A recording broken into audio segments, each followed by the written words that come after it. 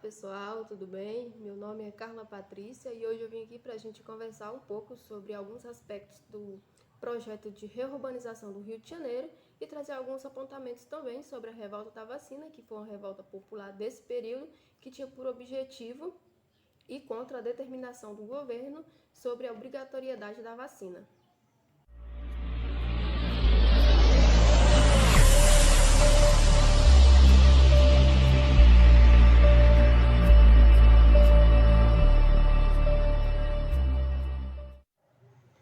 Bom, o que vai acontecer? O Rio de Janeiro, ele era a capital do país nesse período. E tinha uma população nesse território que ela vivia longe dos cuidados da instituição república. A população vivia como? Ela vivia sem moradias decentes, sem assistência médica, sem educação básica, sem participação política, sem direitos trabalhistas. Ou seja, nesse contexto, a exclusão social era o que regulamentava as relações sociais nesse período, porque existia uma elite que tinha um certo poder econômico e também os interesses políticos por trás dessa remodelação do Rio de Janeiro. Aí começa a aparecer o discurso que o Rio de Janeiro precisava ser remodelado porque ele não tinha estrutura urbana para, de certa forma, ser condizente com a sua importância econômica e política. Ou seja, aparece um discurso político de que a população pobre deveria ser excluída porque ela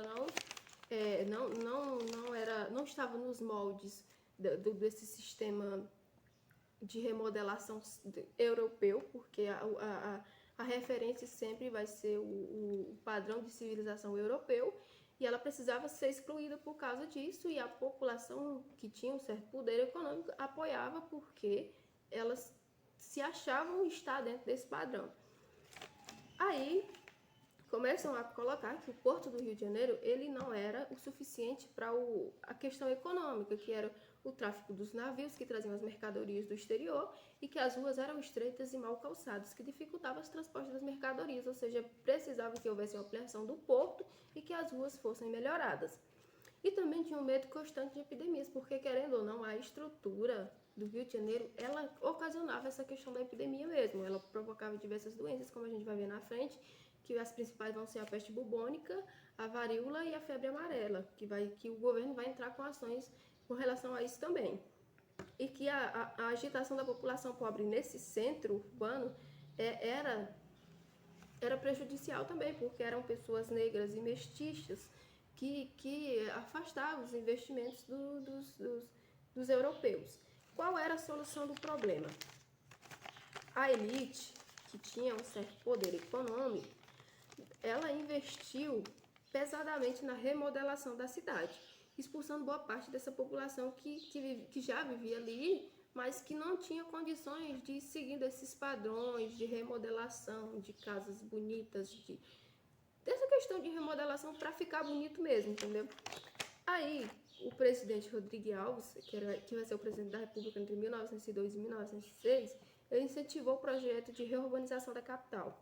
Qual era a ordem? A ordem era limpar o Rio de Janeiro dos velhos hábitos e transformá-los segundo os modernos e sofisticados padrões europeus. Ou seja, como eu falei, existia esse padrão europeu de civilização, que para ser civilizado precisava que você incorporasse o padrão europeu de costume, de hábitos, que não vai ficar somente nessa questão da estrutura, né? Porque vai entrar também nessa questão da vida cotidiana das pessoas, porque precisava que houvesse remodelação até mesmo dos hábitos dessas pessoas. E a gente sabe que a população pobre, ela não tinha como ir acompanhando essas transformações. Aí qual foi o que o governo pensou? Exclusão. A exclusão social, a segregação foi o principal mecanismo utilizado. Rodrigues Alves, ele vai nomear como prefeito do Rio de Janeiro o engenheiro Rodrigo Francisco Pereira Passos. O Pereira Passos ele vai realizar esses anseios dessa população que era tida como elite nesse período. E do presidente também, porque o presidente também foi incentivador dessa remodelação. O Pereira Passos ele vai ser conhecido como Bota Abaixo. Por que Bota Abaixo? Porque ele praticamente demoliu a cidade e remodelou. Os cortiços que eram populares, que vai ser essa habitação coletiva de várias pessoas, da população pobre, eles vão ser demolidos. e vai para dar lugar a diversas avenidas, jardins e praças e vistosos palacetes. Ou seja, era remodelar para dar lugar a coisas que eles achavam que era bonita e que ia trazer a ideia de um Rio de Janeiro civilizado e modernizado, entendeu? Um exemplo claro que ele que coloca, que a historiografia coloca, é a Avenida Rio Branco, que foram demolidos cerca de 600 edifícios e casas, em sua maioria cortiços, que era a habitação da população pobre, para dar lugar à Avenida Rio Branco. E a elite republicana, ela se esforçava muito em imitar a França, como eu já falei, esse padrão de fora, que eles consideravam lindo, que era o modelo de civilização, eles queriam trazer para o Rio de Janeiro. O que vai acontecer? Essa população pobre, ela vai ser expulsa do grande centro da cidade, né? Como eu já falei, ela vai ser totalmente jogada à margem, mais do que já estava. Aí vai começar a piorar as condições da vida, as condições de vida dessa população que já era pobre. E já levava uma existência meio precária, miserável, amontoada em cortiços. Aí a situação vai piorar. Vai piorar, e porque as suas habitações elas vão ser derrubadas para dar lugar a esses novos parques, jardins e casas casas que eram o padrão, que estavam nesse padrão europeu de civilização. Qual foi a alternativa que a população pobre encontrou? A população pobre ela começou a construir casebres que ficavam nos morros da capital.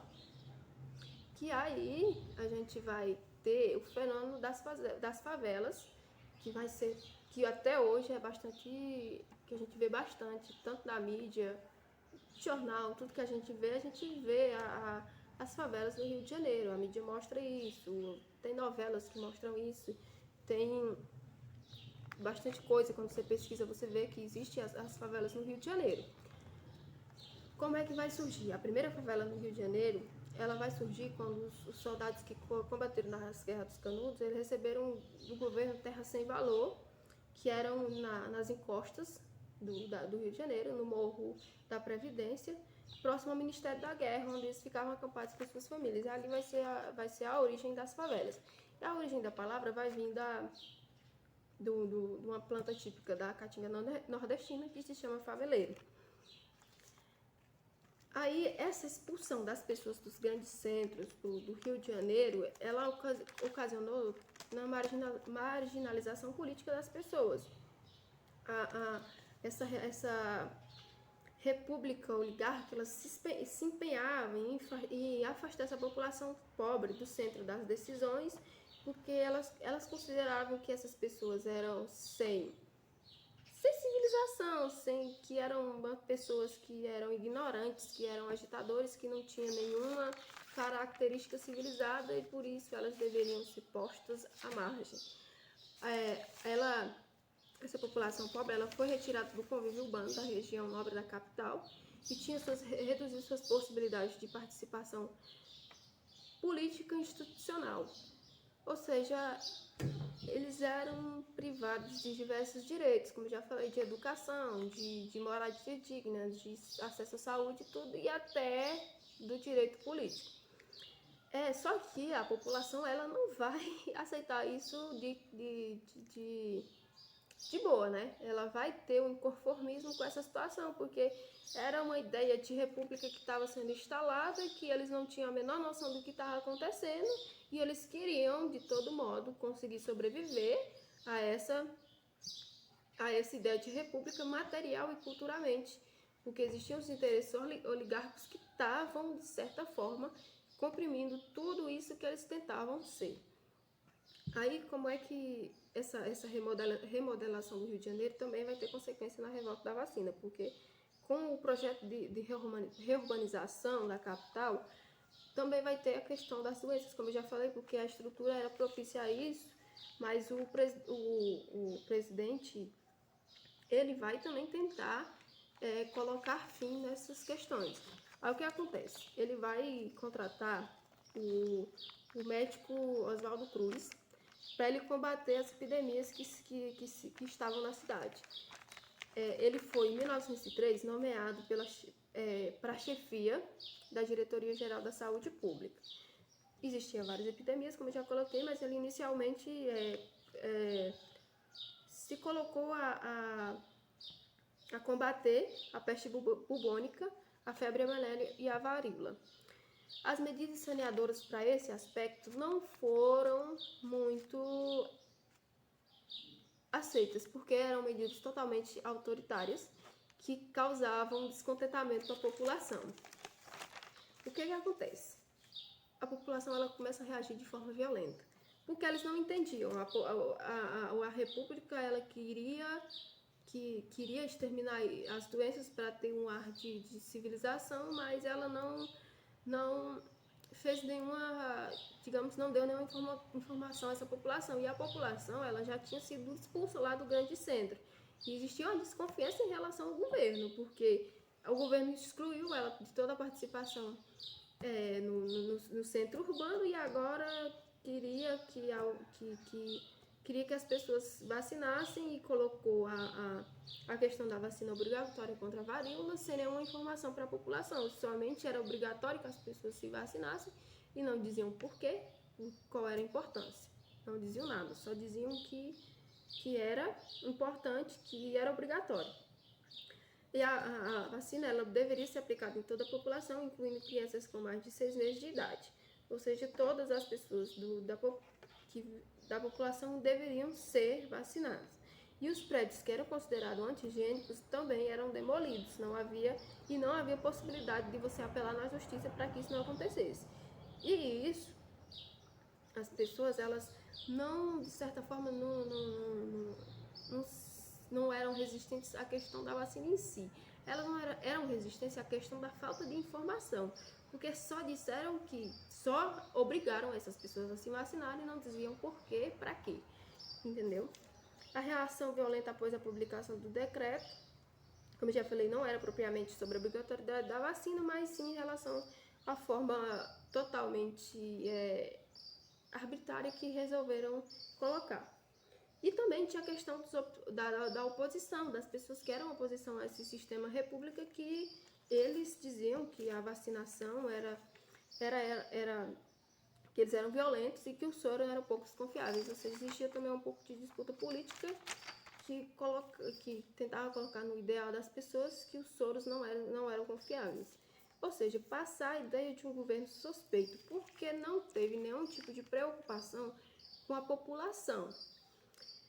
Aí vem com a questão da vacina, sem nenhuma preparação também para as pessoas. E o governo também não dava nenhum tipo de assistência, como eu já falei, para as pessoas, não tinha nenhuma assistência.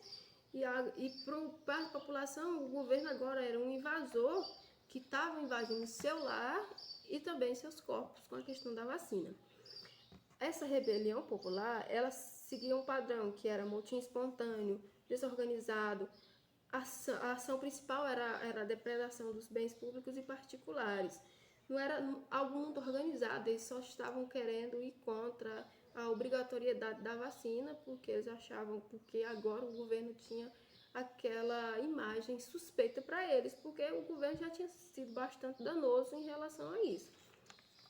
E os rebeldes, eles depredavam tanto veículos, como arrancavam os calçamentos das ruas, destruíam a iluminação pública, construíam barricadas, invadiam repartições públicas e delegacias, quando eles invadiam repartições públicas e delegacias, roubaram até mesmo armamentos e dinamites. E eles foram derrotados a partir de uma ação conjugada da polícia, do Exército, Marinha e a Guarda Nacional. Aí, em 16 de novembro, o governo revoga a obrigatoriedade da vacina e aí é extinta a principal causa da revolta, como eu já falei, que eles eram contra essa obrigatoriedade sem informação. E devido a essa brutal resposta do governo, a revolta ela chega ao fim com cerca de 300 mortos, 110 feridos e 900 pessoas presas. E não eram presas somente as pessoas que eram diretamente envolvidas nesse coisa, e eram presas também pessoas que tinham em geral que eram em geral pobre e era mestiça e negro. Pessoas que tinham sido excluídas anteriormente, agora também eram perseguidas, mesmo que não tivessem envolvidas nessa questão da rebeldia. Aí, quando chegou ao final, cerca de 460 pessoas que eram negras, mestiças e pobres, elas foram embarcadas em navios e deportadas para o Acre, onde muitos prisioneiros chegaram mortos devido às péssimas condições de transporte na viagem. Foi uma viagem muito ruim que acabou matando as pessoas nesse transporte. O que é que a gente percebe aqui? Que o governo tinha uma ideia de república que não foi incorporada por todo mundo, que as pessoas não sabiam o que estavam acontecendo, porque eles queriam remodelar a cidade segundo o molde europeu, que as pessoas não tinham noção, que tinham que mudar os costumes delas, e elas queriam, a população pobre principalmente, ela não queria isso, ela queria continuar a ter seus hábitos e viver da forma como eles conseguiam. Tem a revolta da vacina, que vai ser principalmente pela falta de informação do governo, porque o governo ele vai botar a obrigatoriedade da vacina e não vai dar nenhuma informação, nenhuma assistência, nem nada. Era um governo que não assistia a população pobre e agora quer obrigar elas a tomar a vacina, não que elas fossem contra a vacina em si, mas contra a forma que o governo ministrou isso. E a partir disso, nós vamos ter a imagem de um governo totalmente suspeito em relação a essa população pobre, porque essa população pobre foi marginalizada pelo governo, então o governo agora não inspirava confiança para essa população.